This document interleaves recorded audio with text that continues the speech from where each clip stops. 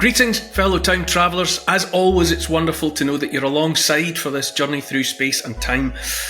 What is this series all about? Well, it's the way in which history resonates with the present.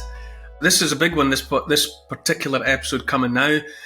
You might say it's about the rise of totalitarianism in a mighty empire, in the mighty empire that was Rome. And, you know, as anyone who listens to me pontificating left, right and centre, I've got strong feelings about totalitarianism and authoritarianism and how they are plagues upon humanity that are never far away from us, and you've got to keep an eye on them. In terms of subject matter, it is Julius Caesar and the crossing of the Rubicon and how it changed everything forever in the way of some of the lone figures of history. But before we get started on today's episode, let me give you a quick reminder of the necessity to look at my patreon.com site. If you go there, if you go along to patreon.com, search for me by name, then you can give practical support to our endeavours here on the Love Letter. It's a great site, I have to say. You get first access to new content. There's a question and answer session every week, and I would love to see you there. Okay, time to strap into the time machine as we hurtle towards the next stop in my love letter to the world. Cue the music.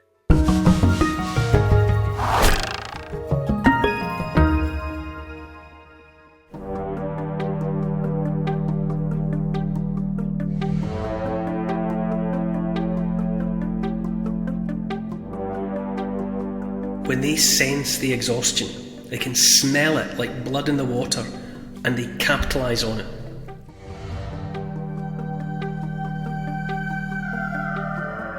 The king is toppled and the republic rises. People power propels the empire forward, ever more muscular as it expands in all directions. After centuries of growth, Rome rules great swathes of Asia, Africa and the European continent. Onto the stage steps a military commander of genius who has already grown rich and powerful in the province of Gaul. Crossing the Rubicon, he takes on the Republican elite.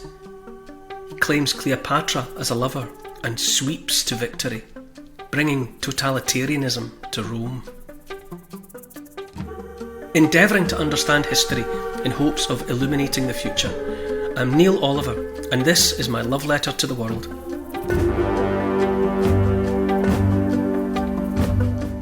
Hi Neil. In the last episode in 210 BC, we walked with a mighty army of incredible terracotta soldiers as the first emperor of China was laid to rest. Where are we this week? Afternoon, Paul. We're stepping forward in time, the best part of a couple of centuries, as one of the world's greatest empires reaches a decisive moment in its history. The Roman Republic has been powerful and prosperous for hundreds of years, but now it comes face to face with one of its own. We're on the banks of the river Rubicon as Caesar rolls the dice.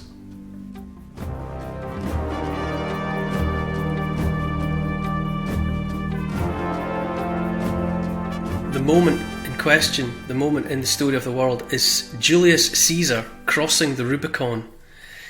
And obviously crossing the Rubicon is one of those expressions that so many people use, but probably not everyone by any stretch will know where it comes from. But we're going to get to that, and we'll see the historical origin of crossing the Rubicon. But before that, before we can consider Julius Caesar and what his impact was on Rome, it's important to tee this one up by thinking about totalitarianism, how this keeps happening to societies and to civilizations. Whatever egalitarian backgrounds or periods or phases a population or a civilization goes through, if they go through that, there's almost an irresistible pull towards totalitarianism. It's like a dark black hole centre of gravity that's always there.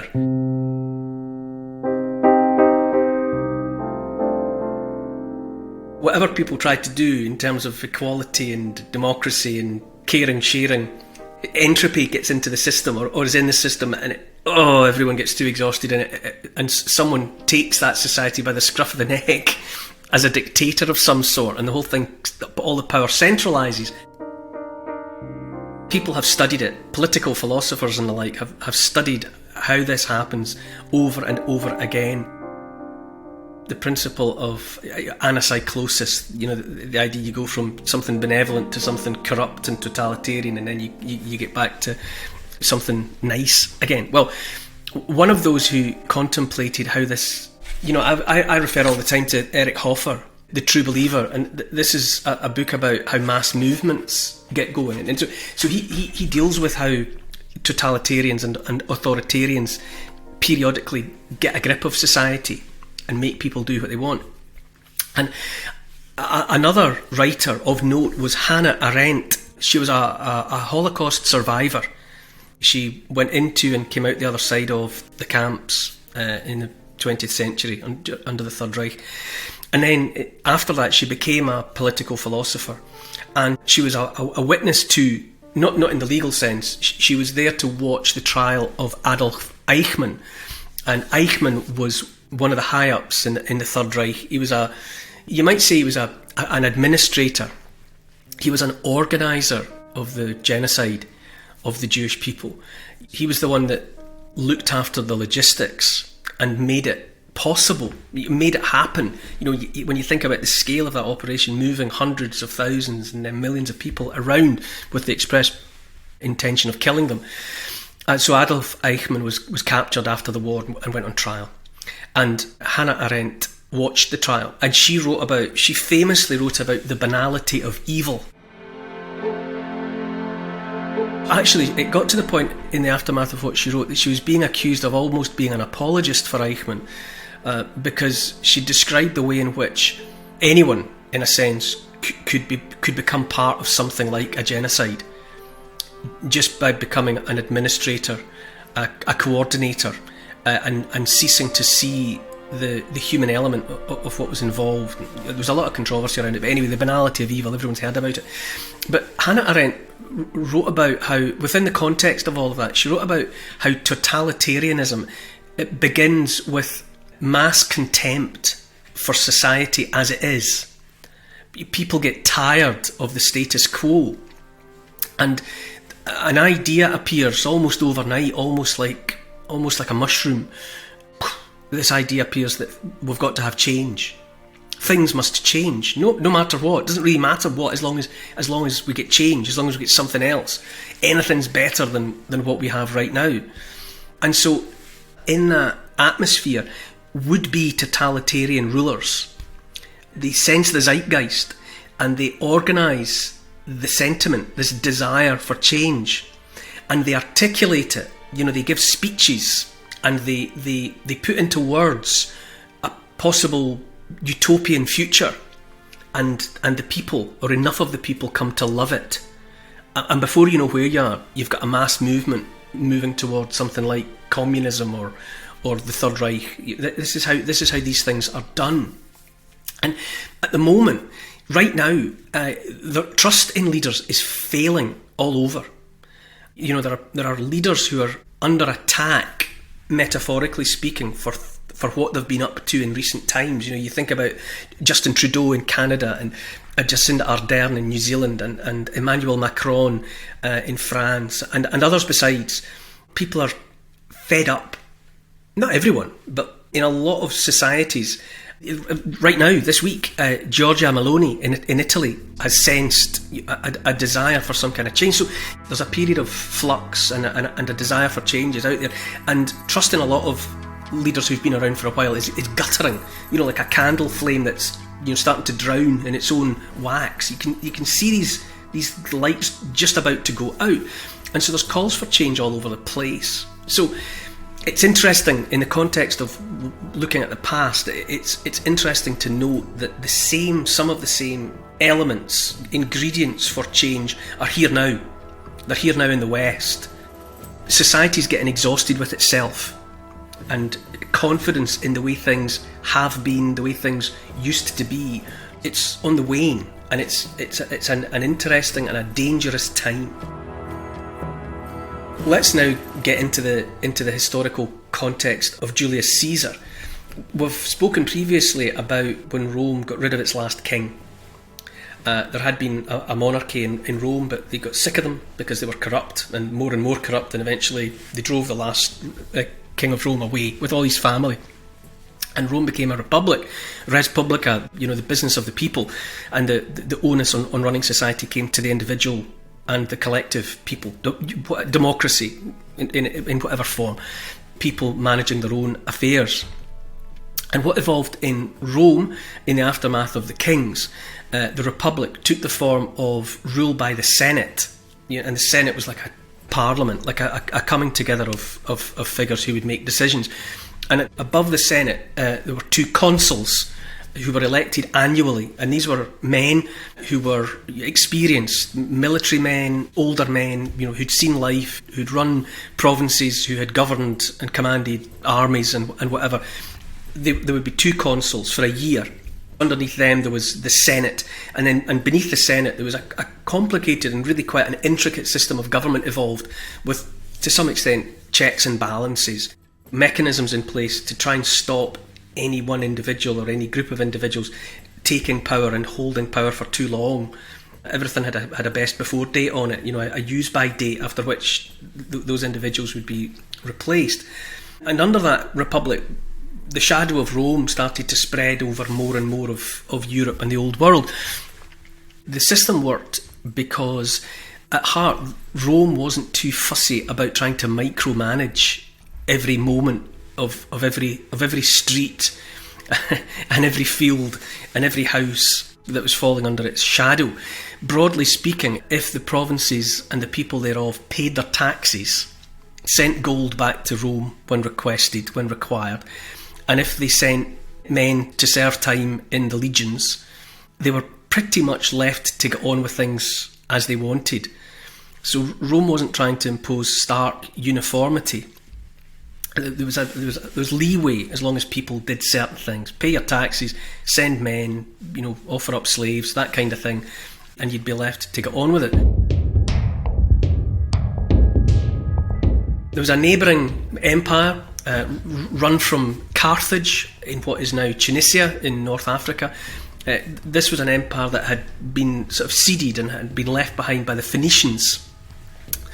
And we've looked at the Phoenicians before. They built the first temple for Solomon in Jerusalem. They were great traders, great travellers, great architects and builders.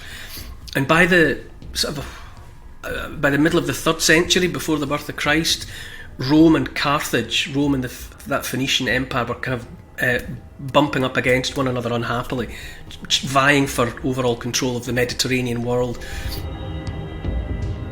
And eventually war broke out, and war happened and dragged on intermittently with pauses in between for 100 years. The Roman rendering of Phoenician was Punic. So this period of conflict became known as has gone down in history as the Punic Wars, and the Punic reference to the Punic Wars is a sort of a byword for anything that lasts interminably. Such and such lasted longer than the Punic Wars, a person might joke. And so it ground on and on and on, and then by, I think the official date is 146 years before the birth of Christ, there was a final defeat and invasion of Carthage by Rome, and the Romans went the lengths of ploughing salt into the soil of the fields so that the place was sterile, barren for a generation. Carthage would never be Carthage again. And so from that point on, Rome had added Africa, or a chunk of Africa, to its empire. Also by that time, the Greek city-states, as had been, were also under Rome. France, although France was Gaul. Spain, much of Spain was under Roman rule. Parts of Asia. By the 1st century BC, the shadow of Rome stretched all the way to the Black Sea. This was all happening under the Republic.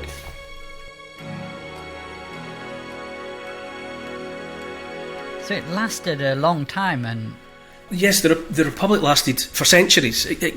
Once it got up and running, it worked. Is the truth of it. The undeniable fact of it, obviously, the glory that was Rome, it worked.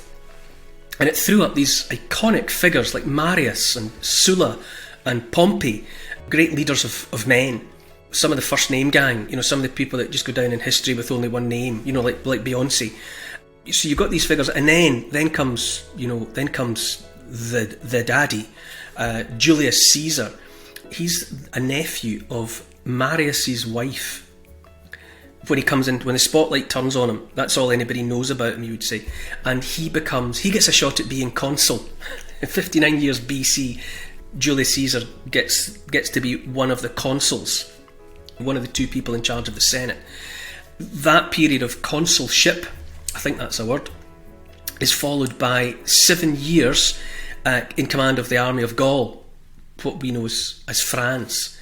He is a military tactician of genius. I think it's fair to say that some people say that if Caesar isn't the greatest military mind of all time, he's definitely in the top one. He was of unequalled ability, and he was expected back in Rome and didn't come for a long time. He stayed put. He stayed in Gaul, in command of his army. He was enjoying the fame and he was enjoying the wealth and the power. But then eventually, the gravity of Rome, he had to go back. Now, there was a way in which he would have been expected to come back to Rome. Custom dictated a certain behaviour. And as he left Gaul and came into northeastern Italy, there's a river, and it was known then as the Rubicon. And the etiquette was that a commander, like Julius Caesar, on arrival on the far bank of the Rubicon, would surrender the command of his army, kind of retire his command, and would then complete his approach to Rome under those circumstances. Almost like he'd hung up his guns, almost like he checked his firearms at the door with the bouncers. But he didn't do that. He crossed the Rubicon at the head of his army.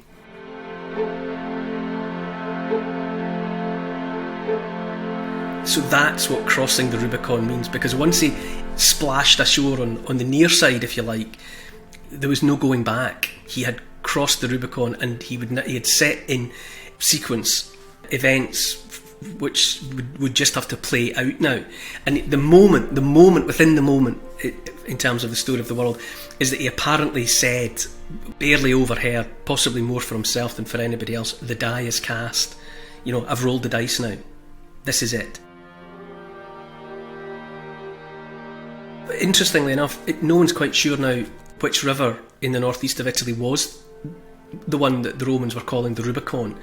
At some point during his reign as dictator, Benito Mussolini, decided that it was a river running through a town called Savignano, and so that's become Savignano sul Rubicon. But the point was that by crossing the Rubicon at the head of his army, Julius Caesar had committed treason, high treason. Ultimately, he could have been captured, tried and executed for what he had done, for what he was doing, because he was approaching Rome as a threat, and word spread. Rome knew he was coming at the head of his army, shock and horror. But he said, on the contrary, what he was doing was to save the Republic from ambitious and corrupt men.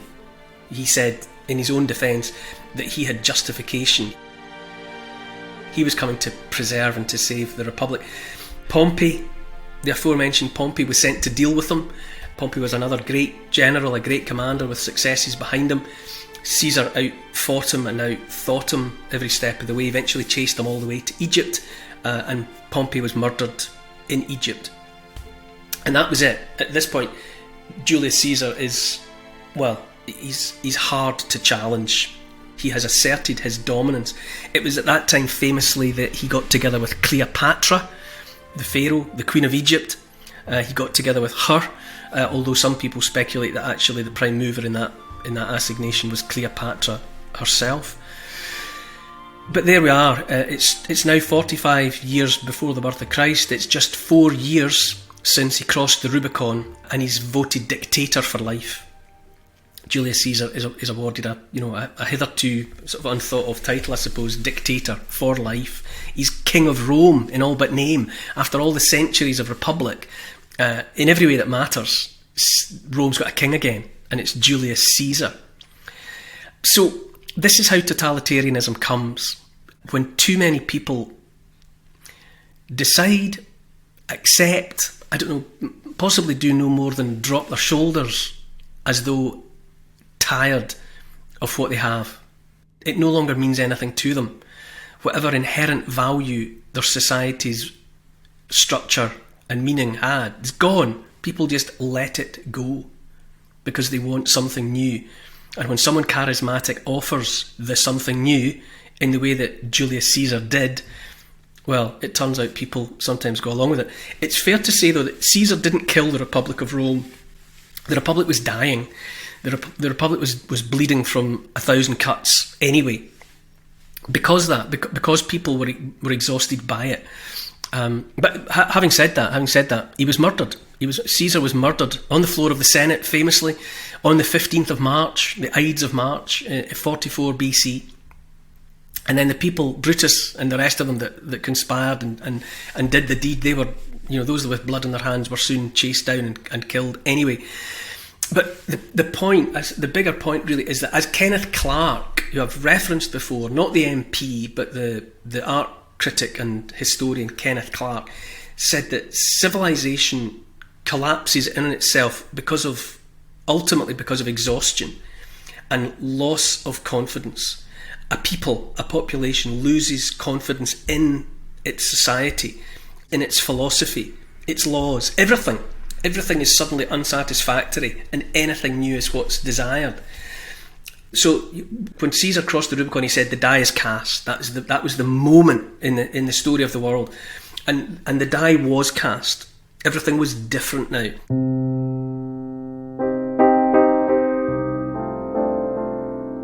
After Caesar, you get his adopted great-nephew, Octavian. And he finishes the job. He finishes the job of doing away with the Republic without actually saying that he was doing away with the Republic. That's what happened. The structures, SPQR, Senatus Populus Cui Romanus, the Senate and the people of Rome, that SPQR, that acronym that appears everywhere, all of that was still in place. And there was a myth perpetuated that Rome was still a republic, but it wasn't. It was an empire under an emperor. Octavian, he proved his mettle. He was challenged quickly by Cleopatra, who by then was in partnership with another Roman, Mark Antony, and they took on Octavian. But they were both dead by 30 years BC, and that was all over. Octavian became consul in 27 BC. He was awarded, or he took the honorific Augustus, which means venerable. So he becomes Caesar Augustus. He takes he keeps the family name. Then he takes on Pontifex Maximus, which means the greatest priest. So that he even politicised the religion. That had been a religious title, Pontifex Maximus, but Octavian took it as part of his own personal collection of titles and honours, and that was the next phase of the glory of Rome would unfold under Octavian. And it's, again, to come back to the present, it's important to contemplate what tends to happen, or what has happened before, when enough people regard the present with contempt and contemplate change for the sake of change. Look back at Rome, look back at the Republic, when men of ambition, men like Caesar, men like Octavian, when they sense the exhaustion, they can smell it like blood in the water or smoke in the air from a distant fire, and they capitalise on it, and suddenly everything is different. But suffice it to say, when Caesar crossed the Rubicon and rolled the dice, he was starting the next phase of the story of Rome, and in the years to come, Romans would learn to love it.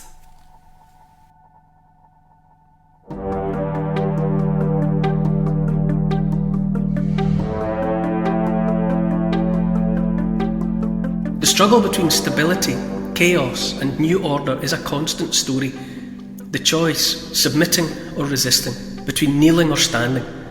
There are always men who would be king, unreasonable men who would remake the world in their own image. There are always people who will not submit even when all is lost. Whatever happens, we may refuse our consent. Next time in my love letter to the world.